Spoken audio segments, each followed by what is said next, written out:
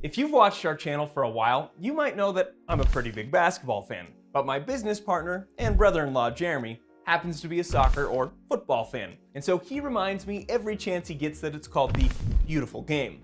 So we've had plenty of Sunday dinner debates about which sport is harder to play, who's the GOAT of each sport, and which sport produces the overall better athlete. And so, as you can imagine with my nerdy brain, those debates almost always end up in the same place, the anatomy and physiology of these athletes. So with the World Cup final right around the corner, we thought that this would be the perfect time to answer a simple question. What actually happens to the human body after years of playing football at the highest level in the world?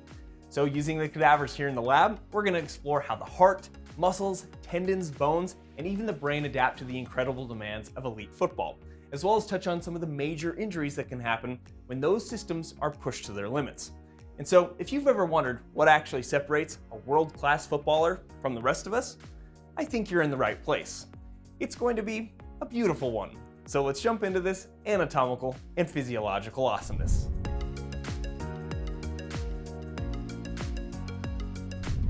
So let's start with the heart, because every single sprint, every pass, every change of direction, and every mile these athletes cover begins with one important job: delivering oxygen-rich blood to the muscles. The average elite male footballer covers between 10 to 13 kilometers, or about 6 to 8 miles during a single match, constantly alternating between jogging, running, and explosive sprints.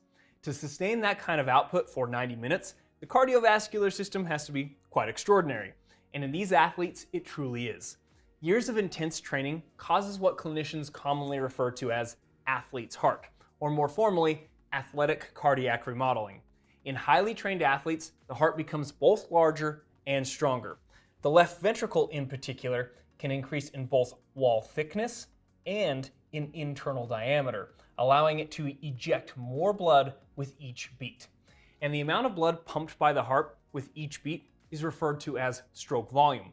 So that means an athlete's heart has an increased stroke volume because, again, they are ejecting more blood with each beat. And if you multiply stroke volume by heart rate being the number of beats per minute, that will give you the cardiac output, which is the total amount of blood pumped by the heart each minute.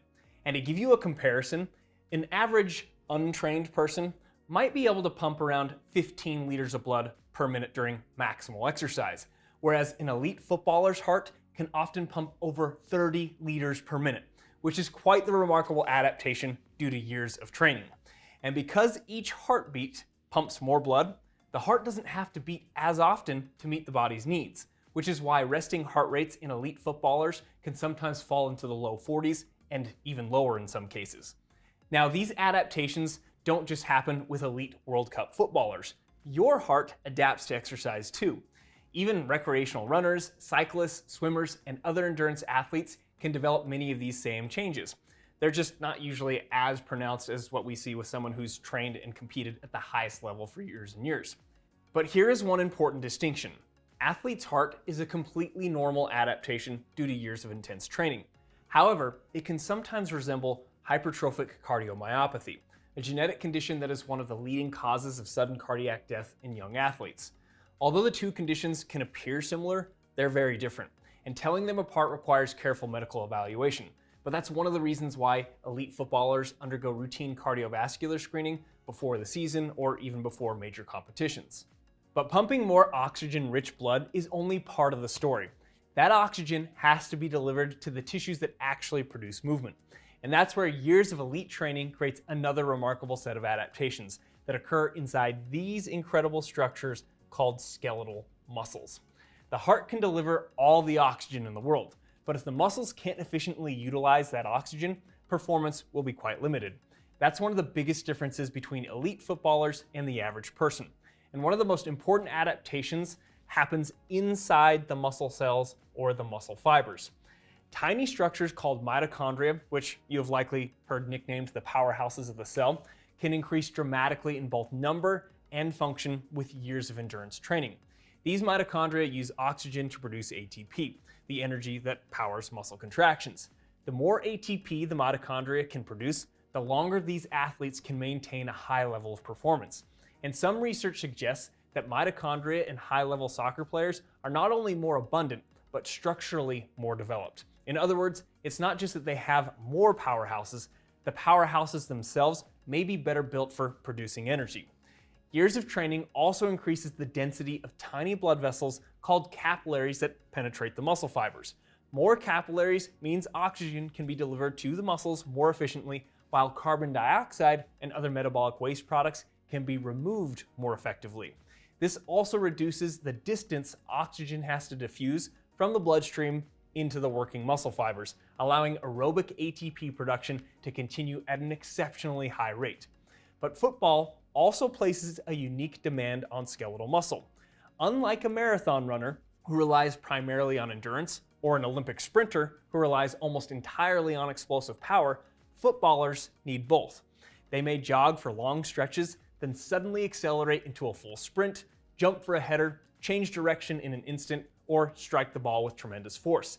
Then, just seconds later, they have to recover and do it all over again. What's remarkable is that footballers aren't simply endurance athletes or sprinters. They're constantly switching between aerobic and anaerobic metabolism throughout an entire match. To accomplish this, footballers constantly recruit both slow twitch or type 1 muscle fibers and fast twitch or type 2 muscle fibers.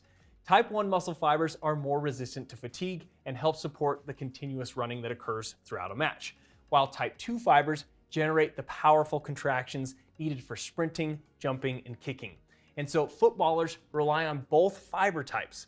Now, even though there can be some conversion of muscle fiber types due to consistently training in a certain sport, I think what's even more remarkable is how each fiber type that the athlete already does have improves in its function. Slow twitch fibers in particular develop greater mitochondrial and capillary density to better support aerobic energy production, while repeated sprint training enhances the activity of enzymes involved in anaerobic energy production within the fast twitch muscle fibers. Footballers also become remarkably efficient at recruiting the right fibers at the right time. And it's this remarkable combination of endurance and explosive power that makes the muscles of an elite footballer quite unique. Now, although most of us are probably not training for the World Cup, we can all benefit from building simple daily habits that support our health. And one that's become part of my own morning routine is today's sponsor, AG1. AG1 NextGen is a daily health drink that's clinically shown to support gut health and fill common nutrient gaps. It contains more than 75 ingredients, including 5 probiotic strains, making it an incredibly simple addition to my morning routine. All I do each morning is get about 8 ounces of water, add a scoop, shake it up, and deposit it into my oral cavity.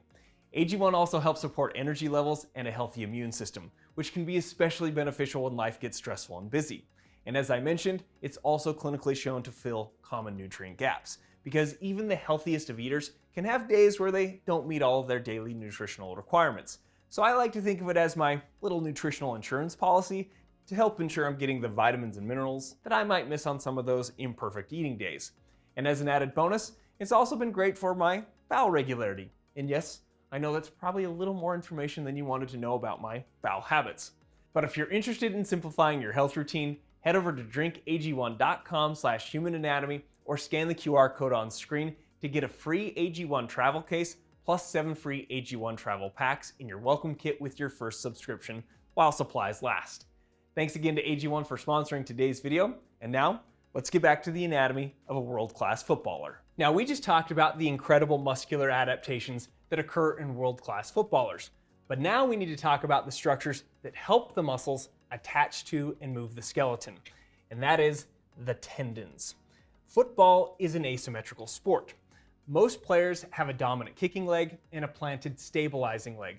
And over tens of thousands of repetitions, the tissues of the lower limb adapt in remarkable ways. If you take a look at this tendon, the patellar tendon connecting the quadriceps to the tibial tuberosity, and this tendon, the Achilles tendon or calcaneal tendon, attaching the gastrocnemius and soleus to the calcaneus or the heel bone, these are the two most mechanically loaded structures in a footballer's leg. During a maximal sprint, the Achilles can be loaded up to 6 to 12 times body weight. For a 75 kilogram athlete, that's roughly 990 to 1980 pounds of tensile force every single stride. The tendons are able to handle this kind of loading because of their extraordinary collagen architecture, parallel bundles of type 1 collagen fibers that store and release elastic energy kind of like a spring. In fact, when you sprint, your Achilles stretches as your foot loads and then recoils to launch the next step. So tendons aren't just passive cables, they're energy storage devices, and that elastic return is part of why elite athletes look so effortless at top speed. And like muscle, tendons are living tissues that adapt to training. Years of progressive loading stimulate collagen synthesis and remodeling within the tendon, increasing its cross-sectional area and improving its mechanical stiffness, making it stronger and better able to tolerate the tremendous forces generated during sprinting, jumping, and cutting movements. The downside of all that load, and one of the most common issues in professional football, is tendinopathy. Not usually a full rupture, although that can happen, but a degenerative process within the tendon itself that results in disorganized collagen, thickening, a deep nagging ache that tends to improve as you get warmed up during activity, but then that nagging pain can return afterwards. And based on current evidence, this appears to occur when the cumulative load placed on the tendon outpaces its ability to adapt and repair, especially during congested tournament schedules where recovery windows become much shorter. And speaking of tendinopathies, we cannot talk about the demands of the World Cup without talking about some other common injuries, because in every tournament, these injuries happen. If you take a look at the inside of this knee joint, we can see the ACL. We've got a pretty good view of it. I'm pinching the whole ACL right there in the probe, but let me just give you a little bit cooler of a view of the ACL. With the tip of the probe there, you can see it running backward like so. Now, the job of the ACL is to stop the shin bone from sliding forward and to provide rotational stability. Now, what's interesting is that most ACL tears in football happen without direct contact. An awkward plant and cut maneuver or a fatigue landing can lead to the tearing of this ligament. The rate spikes late in tournaments because fatigued muscles are slower to stabilize the knee, leaving the ACL to handle loads it was never meant to take alone. And we actually did a whole separate video breaking down the ACL and how it tears, and so we'll link that at the end if you want to take a deeper look.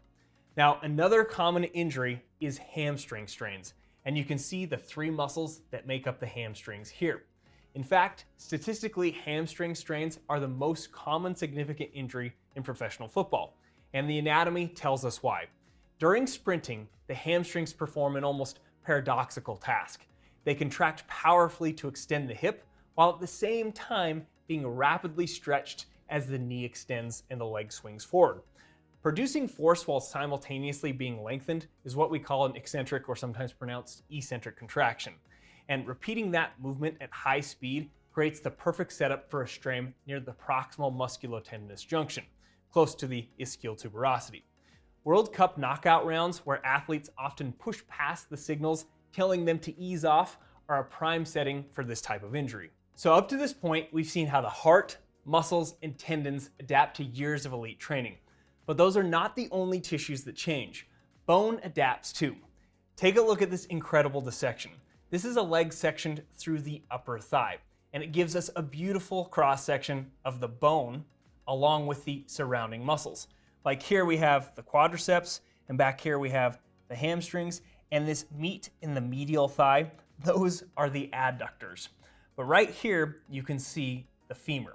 This dense outer region of the femur is known as the cortical bone or compact bone. And as the name implies, this is a thick, compact shell of bone that gives the femur much of its strength. Now, one of the biggest misconceptions about bone is that it's a static tissue. But bone is anything but a static tissue. Bone is alive, constantly being broken down by cells called osteoclasts and rebuilt by cells called osteoblasts. This continuous remodeling allows the skeleton to adapt to the demands placed upon it throughout life. And this is Wolff's Law, the principle that bone remodels in response to mechanical loading. A helpful way to think about this is like a callus on your hand. Repeatedly use a shovel, lift a barbell, or play the guitar, and the skin thickens exactly where the friction occurs. Bone does something remarkably similar, just much deeper and much slower. Repeatedly load the skeleton over years, and it remodels itself to better resist those forces, reinforcing the areas experiencing the greatest stress. Elite footballers provide a fascinating example of this principle. And because football is an asymmetrical sport, years of repeatedly kicking with one leg and planting with the other can produce measurable differences between the dominant and non-dominant limb. Studies have shown that elite footballers often develop differences in cortical bone thickness and density at specific regions of the femur and tibia, although the exact pattern varies from athlete to athlete. But this is a remarkable reminder that every tissue we've talked about today, the heart, the muscles, the tendons, and even the skeleton, is constantly adapting to the demands placed upon it.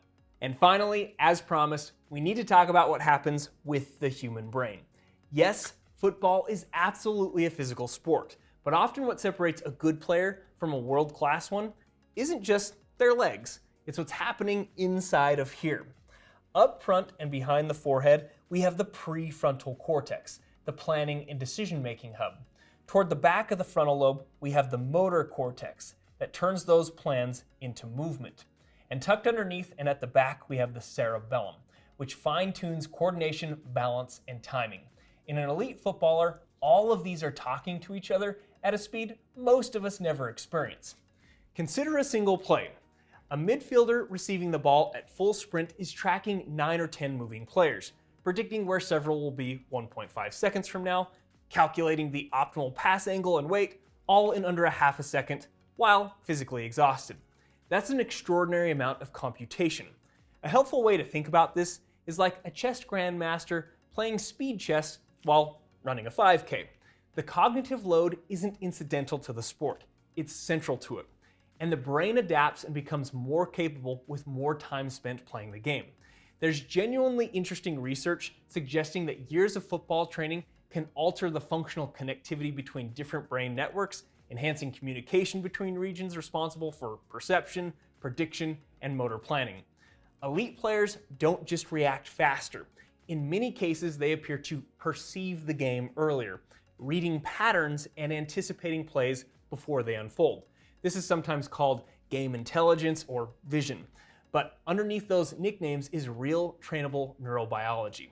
Then there's also the motor side. Think about a perfectly placed free kick, a first touch that settles the ball effortlessly, or a pass delivered with incredible precision.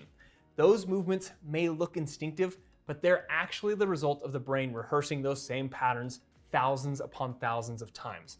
The cerebellum loves repetition, and as these movements are repeated through practice thousands of times, footballers start to develop what neurologists refer to as motor programs.